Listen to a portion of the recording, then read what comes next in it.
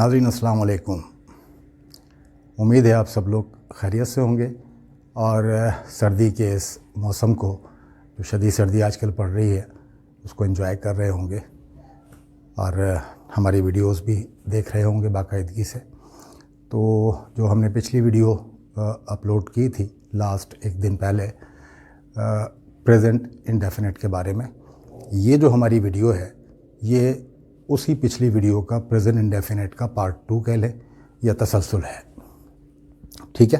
क्योंकि उसमें कुछ चीज़ें जो है वो टाइम थोड़ा ज़्यादा हो रहा था, इसलिए मुख्तसरन बता दी गई थी और उनकी फिर वजाहत जो है वो हमने सोचा कि इस वीडियो में कर देते हैं।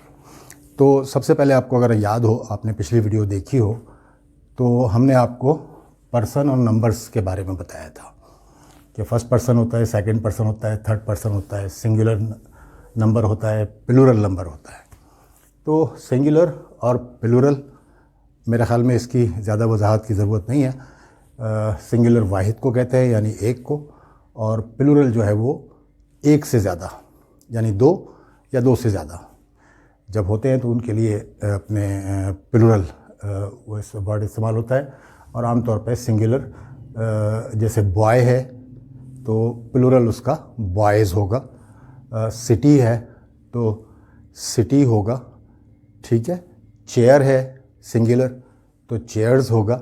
और फिर हमने आपको एक चीज़ और भी बताई थी कि कुछ वर्ड्स ऐसे होंगे जिनमें एस का इजाफा करेंगे और कुछ वर्ड्स ऐसे होंगे जिसमें ई एस का इजाफा करेंगे, ठीक है। तो ये दो चीज़ें सबसे पहले जो है हम आपको इसको थोड़ा सा और एक्सप्लेन करेंगे कि first person, second person, third person, यानी first person singular number, first person plural number, second person singular number, second person plural number, third person singular number और थर्ड पर्सन प्लूरल नंबर क्या होते हैं, ठीक है। तो ये दो चीज़ें होंगी। फिर उसके बाद उन वर्ड्स के बारे में आपको बताएंगे कि जो जिनमें ई एस का इजाफा किस किस्म के वर्ड्स में ई एस का इजाफा करते हैं, और फिर बाकी में हम एस सिंपली एस का इजाफा करके प्लूरल बना देते हैं। या जो प्रेजेंट इंडेफिनिट में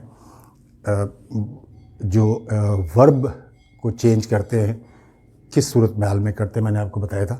तो उसको भी थोड़ा सा, और आखिर में जाके जो है वो हम इसके प्रेजेंट इंडेफिनिट के नेगेटिव और क्वेश्चंस को बनाने का तरीका भी बताएंगे। तो आइए अपनी वीडियो शुरू करते हैं बाकायदा तौर पे। फर्स्ट पर्सन, फर्स्ट पर्सन क्या होता है? फर्स्ट पर्सन कहते हैं बोलने वाले को। फर्स्ट पर्सन कहते हैं बोलने वाले को। फॉर एग्ज़ाम्पल इस वक्त मैं बोल रहा हूँ तो मैं फर्स्ट पर्सन हो गया, ठीक है। मैं चूँकि अकेला बोल रहा हूँ तो फर्स्ट पर्सन सिंगुलर नंबर में आएगा आई। फर्स्ट पर्सन सिंगुलर नंबर आई होगा, ठीक है। अगर मेरे साथ कोई एक और मौजूद होता और हम दो बोल रहे होते या बात बता रहे होते कोई बात किसी तीसरे को, तो फिर फर्स्ट पर्सन प्लूरल नंबर जो है वो वी हो जाता, ठीक है। तो फर्स्ट पर्सन बोलने वाला, थोड़ी सी मुश्किल उर्दू में मुतकल्लिम, कलाम करने वाला, ठीक है।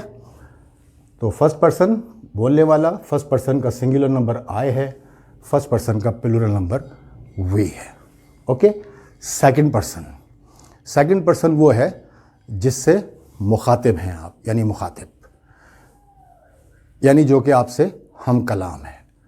तो मैं इस वक्त चूँकि आपसे हम कलाम हूँ, आपसे बात कर रहा हूँ, आप सुन रहे हैं, आप मुखातिब हैं, तो सेकंड पर्सन होगा यू। सेकंड पर्सन में सिंगुलर नंबर के लिए भी यू इस्तेमाल करते हैं और प्लूरल नंबर के लिए भी यू इस्तेमाल करते हैं। तो ये सिंपली तीन लफ्ज़ ऐसे हो गए कि जो फर्स्ट पर्सन और सेकंड पर्सन में काउंट होते हैं। फर्स्ट पर्सन में दो वर्ड्स हैं, आई और वी, और सेकंड पर्सन में एक ही वर्ड है यू, ठीक है।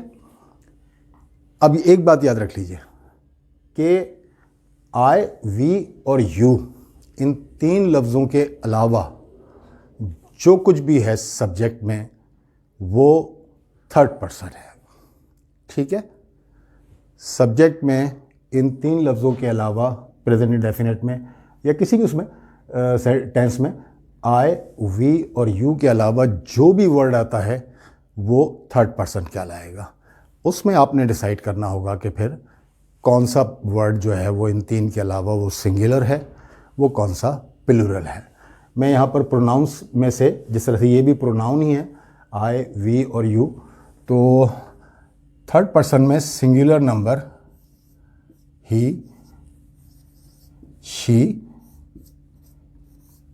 और इट, ये 3 प्रोनाउंस जो है वो थर्ड पर्सन सिंगुलर नंबर होते हैं। ठीक है, और प्रोनाउन ही में थर्ड पर्सन प्लूरल नंबर के लिए हम दे इस्तेमाल करते हैं। थर्ड पर्सन क्या होता है? फर्स्ट पर्सन बोलने वाला, सेकंड पर्सन या तो सुनने वाला या जिससे मुखातिब हैं आप, यानी मुखातिब। थर्ड पर्सन वो शख्स, जगह या चीज़ जिसके मुताल्लिक बात की जाए। ठीक है, जिसके मुताल्लिक बात की जाए। मैं अगर अपने मुताल्लिक बात करूँगा तो आई सब्जेक्ट के तौर पे इस्तेमाल करूँगा, मेरे साथ कोई और भी होगा, हम दोनों मिलकर किसी एक्शन के मुताल्लिक अपना बताएंगे तो वी इस्तेमाल करेंगे। आपके मुताल्लिक, सुनने वाले के मुताल्लिक अगर कोई बात करेंगे तो सब्जेक्ट में यू इस्तेमाल करेंगे, और फिर ही जो है वो एक मेल के लिए, और शी जो है वो एक फ़ीमेल के लिए, और दे जो है वो मेल और फीमेल दोनों के लिए इस्तेमाल होता है, और प्लूरल में इस्तेमाल होता है। ही और शी सिंगुलर के लिए और दे प्लूरल के लिए। इसी तरह इट जो है वो बेजान चीज़ों के लिए इस्तेमाल होता है सब्जेक्ट के तौर पे। यहाँ तक समझ में आ गया आपके? आगे चलते हैं।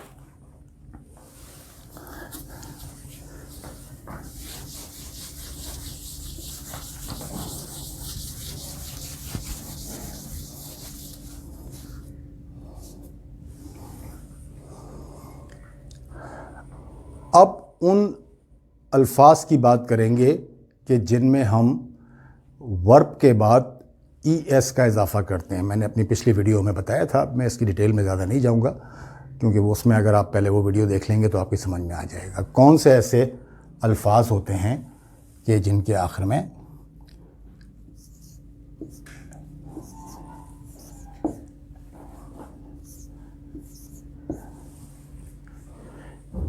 ऐसे अल्फाज जिनके आखिर में पहले से ही, अल्फाज से मुराद वर्ब, यहाँ पर तो हम वर्ब की बात कर रहे हैं, वरना नाउन में भी यही रूल अप्लाई होता है, लेकिन चूंकि यहाँ पर हम वर्ब्स की बात कर रहे हैं तो ऐसे वर्ब्स जिनके आखिर में पहले से एस आता हो, या पहले से एस मौजूद हो, या पहले से एस एच मौजूद हो, या सी एच मौजूद हो। इसके अलावा ओ में भी चंद एक लफ्ज़ है, चंद एक वर्ब हैं कि जिनका हम जिक्र करेंगे। वाई के बारे में भी बताएंगे कि ऐसे अल्फाज जिनके आखिर में वाई आता है उसमें भी जब आपका subject third person singular number होगा तो आप चेंजेस करेंगे। ठीक है। पहले जो है मैं आपको ऐसे अल्फाज जिनके आखिर में एस आता है, 2-3 अल्फाज की मैं मिसाल दे देता हूँ। यहाँ पर पास आखिर में एस है, ठीक है। क्रॉस, ठीक है। प्रेस, इन सब के आखिर में एस है। तो जब इनको हम वर्ब के तौर पर प्रेजेंट इंडेफिनिट में इस्तेमाल करेंगे और हमारा subject third person singular number होगा, जो कि मैंने आपको बता दिया ही, शी, इट, या कोई भी एक सिंगुलर नाम, या यूं कह लीजिए कि आई, वी, यू के अलावा कोई भी सिंगुलर, IVU, इन 3 अल्फाज को निकाल दें। उसके बाद कोई भी सिंगुलर वर्ड अगर हमारा सब्जेक्ट होता है तो हम वर्ब के साथ या तो एस लगाते हैं या ES का इजाफा करते हैं। ES का इजाफा इन कंडीशंस में होता है सिर्फ। तो इसके बाद हम आ जाते हैं हम ऐसे अल्फाज पे कि जो SH पर ख़त्म होते हैं। ठीक है, फॉर एग्जाम्पल फिनिश,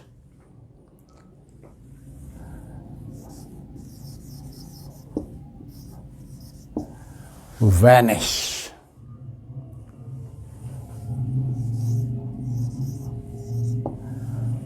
पुश। ठीक है, मीनिंग आप चाहें तो डिक्शनरी में भी देख लें, मैं भी बता देता हूँ आपको। पास माने 2 होते हैं अल्फाज, कामयाब होना, जैसे इम्तहान में पास या फेल होते हैं आप, और पास माने किसी जगह से गुजरना भी होता है। क्रॉस जो है वो किसी मखसूस जगह को से गुजरना, किसी मखसूस जगह की जब आप बात करते हैं और उसको क्रॉस करते हैं आप, तो लफ्ज़ क्रॉस इस्तेमाल होता है। प्रेस 2 मीनिंग में इस्तेमाल होता है, एक तो दबाना, किसी चीज़ को दबाव डालना, या ये आयनिंग, इस्त्री वगैरह करने को भी प्रेस कहते हैं। SH में फिनिश है, फिनिश माने ख़त्म करना, वैनिश माने गायब हो जाना, पुश माने धकेलना या आगे की तरफ ज़ोर लगाना। ठीक है, इसके बाद CH पे आ जाएं। CH पे ख़त्म होने वाले अल्फाज टीच, वॉच,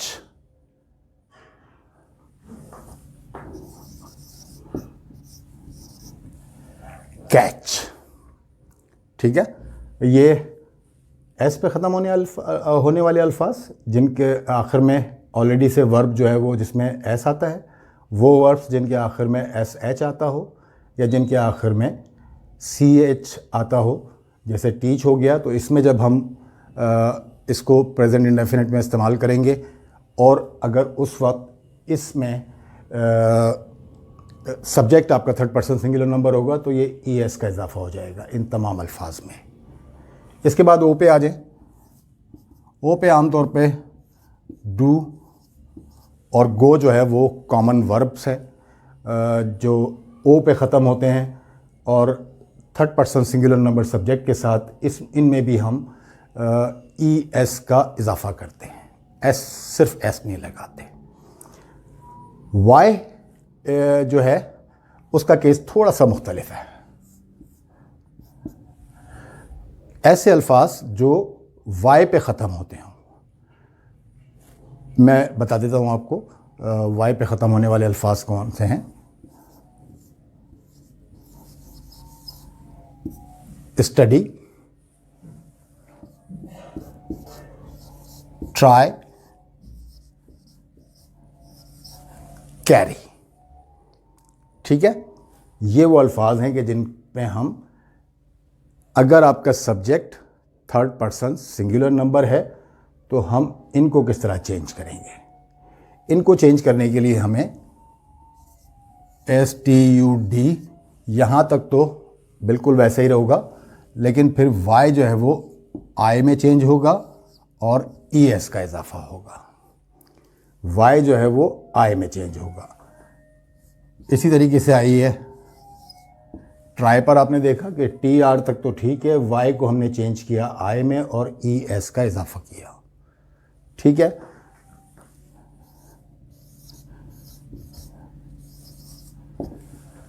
कैरी को हमने कैरीज में चेंज किया, तो Y को हमने CARR तक तो ठीक था, बिल्कुल वैसा का वैसा ही है। Y को चेंज कर दिया I में और ES का इजाफा कर दिया। इसमें एक कंडीशन और है, वो ये है कि Y से पहले जो लेटर है वो कॉन्सोनेंट होना चाहिए, यानी वॉवेल नहीं होना चाहिए। क्या होना चाहिए? कॉन्सोनेंट होना चाहिए, वॉवेल नहीं होना चाहिए। उसकी भी मैं चंद एक मिसालें आपको देता हूं।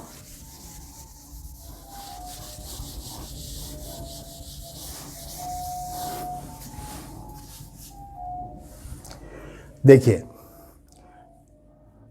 प्ले, प्ले में भी आखिर में वाई ज़रूर है, लेकिन वाई से पहले एक वॉवेल है यानी ए, तो इसको हम वाई को आई में चेंज नहीं करेंगे, ई एस का इजाफा भी नहीं करेंगे, इसको सिंपली प्लेस में चेंज कर देंगे, स्टे। तो ये जो हैं वो अल्फाज आप समझ गए होंगे कि अब हम किन वर्ब्स के साथ ई एस का इजाफा करेंगे, और वाई में कब वाई को आई में चेंज करेंगे और ई एस का इजाफा करेंगे। यहाँ तक बात समझ में आ गई आपके। बाकी तमाम वर्ब्स में, बाकी तमाम तरह के वर्ब्स में सिंपली आप एस का इजाफा करेंगे अगर आपका सब्जेक्ट हेल्पिंग वर्ब होगा। देखिए आई राइट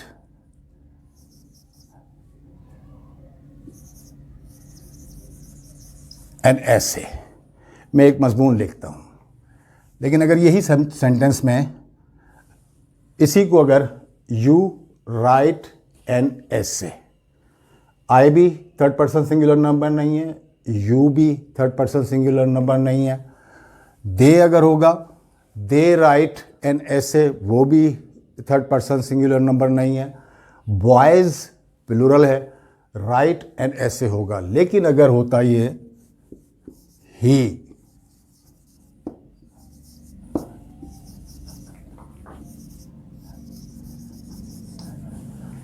तो फिर सब्जेक्ट अगर ही होता, ही आपको पता है कि थर्ड पर्सन सिंगुलर नंबर है, तो राइट के बदले या राइट के बजाय राइट्स लिखा जाता एस का इजाफा करके। ठीक है,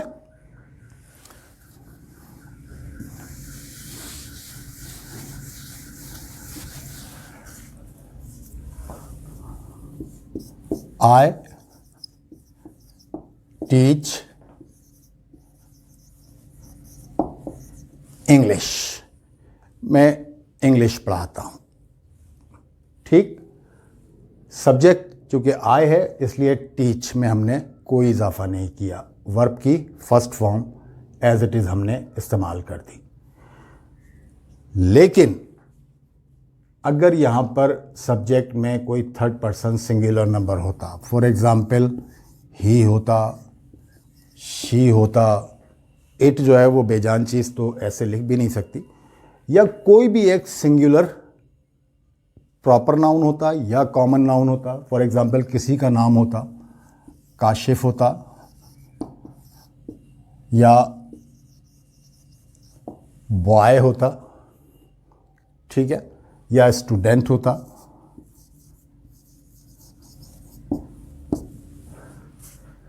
तो इनके साथ हम फिर जो है वो इन सब के साथ जो है वो हम टीच में ई एस का इजाफा करते, टीचेस हो जाता है। He teaches English, she teaches English, Kashif teaches English, boy teaches English, student teaches English, sentence बनाने के लिए।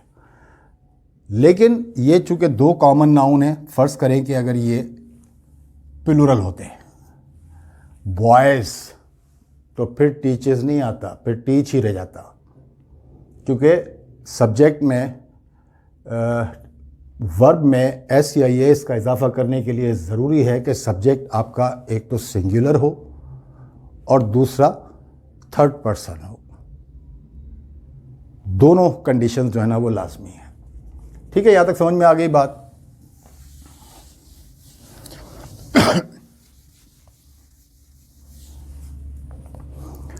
तो अब आते हैं हम प्रेजेंट इंडेफिनेट के नेगेटिव और क्वेश्चंस की तरफ। आई, इसी सेंटेंस को हम मिसाल के तौर पर ले लेते हैं, राइट एन ऐसे, ठीक है। तो क्वेश्चन जब बनाएंगे तो हम उसमें पहले डू इस्तेमाल करेंगे। Do I write an essay? Do I write an essay? तो डू पहले लगाएंगे क्वेश्चन में, फिर सब्जेक्ट लिखेंगे, फिर वर्ब की फर्स्ट फॉर्म, और बाकी पूरा सेंटेंस तकरीबन उसी तरह से होगा। सिर्फ डू सब्जेक्ट में सब्जेक्ट से पहले आ जाएगा तो ये क्वेश्चन बन जाएगा। क्या मैं एक मजमून लिखता हूँ और उसके आखिर में जो है फुल स्टॉप के बजाय आप ये क्वेश्चन मार्क लगा देंगे। ठीक है, इसी सेंटेंस को नेगेटिव में बनाते हैं। तो नेगेटिव में सब्जेक्ट पहले आएगा, फिर डू नॉट लिखेंगे। डू नॉट जो है वो उसको शॉर्ट में डोंट भी लिखते हैं, वो आगे चल करके जब शॉर्ट फॉर्म्स की आपको टिप्स में हम बताएंगे तो शॉर्ट फॉर्म्स के बारे में जो रूल अप्लाई हुआ है उसके हिसाब से बताएंगे, और किन अल्फाज के क्या शॉर्ट फॉर्म किस तरह से लिखते हैं वो बताएंगे। I do not write an essay. ठीक है, तो आपने देखा कि सब्जेक्ट फर्स्ट पर्सन है इसलिए डू लगाया हमने। लेकिन अगर यहां पर जो है वो सब्जेक्ट फर्स्ट पर्सन ना हो तो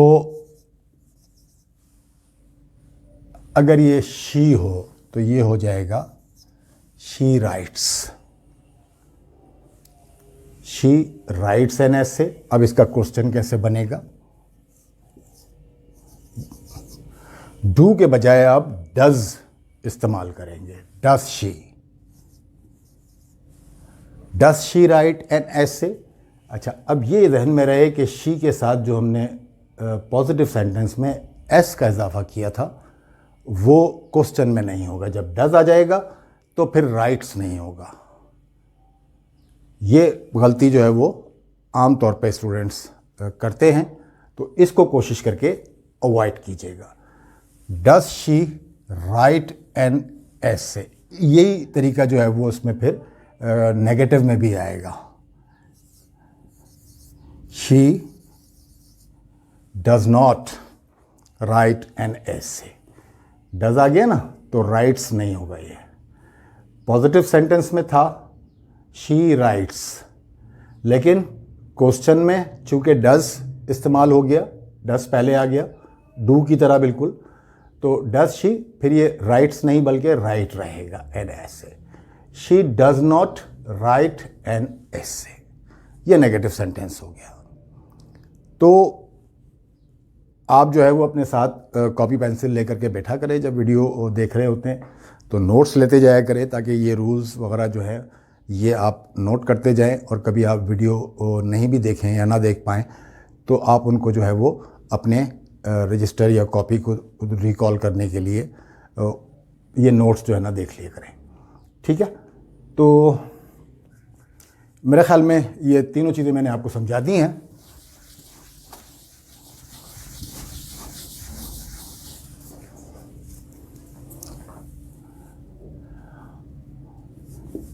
He catches a ball, वो एक गेंद पकड़ता है। क्वेश्चन जब बनाऊंगा तो डज ही कैच अ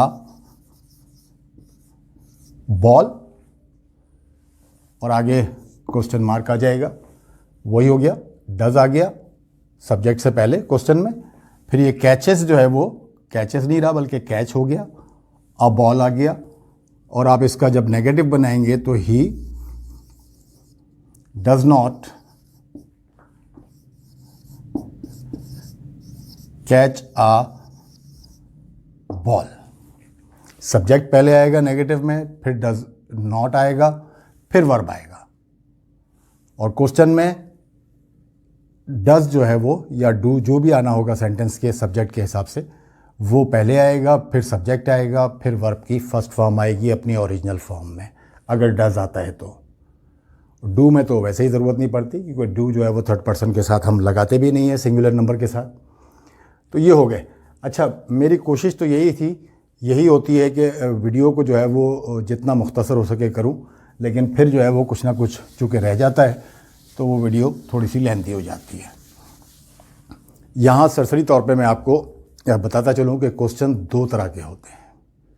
एक तो जो मैंने अभी बताया कि हेल्पिंग वर्ब पहले लगा दिया या प्रेजेंट इंडेफिनिट में डू और डज पहले लगा दिया। इसके अलावा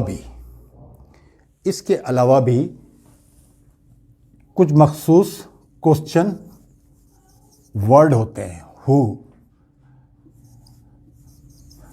वाई, वेयर,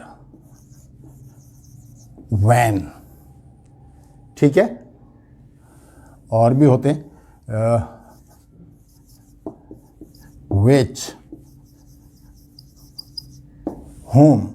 मुमकिन है एक आध इस वक्त मेरे जहन में ना आ रहा हो तो ये इनसे भी क्वेश्चन बनते हैं। ये जो है वो रियल क्वेश्चन होते हैं। और जो अभी थोड़ी देर पहले मैंने आपको क्वेश्चन बनाए हैं जिसमें डू और डज पहले लगा करके हमने क्वेश्चन बना दिया, वो एक तरह से सिर्फ कन्फर्मेटिव सेंटेंस होते हैं। कन्फर्मेटिव से मुराद ये है कि कौन कन्फर्मेटिव क्वेश्चन होते हैं कि ऐसा है या नहीं है, ठीक है ना। जैसे डज शी राइट एन ऐसे, क्या वो ऐसे लिखती है, तो इसका मतलब है कि आप सिर्फ कंफर्म करना चाह रहे हैं और इसका जवाब यस या नो में होगा, ठीक है। तो ये जो क्वेश्चन वर्ड होंगे हु, वाई, वेयर, व्हेन, विच, हुम, ये हम जब पास्ट इंडेफिनिट में या दूसरे टेंसेस में आएंगे तो इनकी जो है वो वजाहत कर देंगे। हु माने कौन, वाई माने क्यों, वेयर माने कहाँ, व्हेन माने कब, विच माने कौन सा या कौन सी, हुम माने किसको, ठीक है। तो ये जो है वो हम आपको फिर अगले जो पास्ट इंडेफिनिट वगैरह या उसके बाद जो लेसन होंगे हमारे उसमें आपको इसकी वजाहत कर देंगे। ये वीडियो वरना फिर तवील हो जाएगी।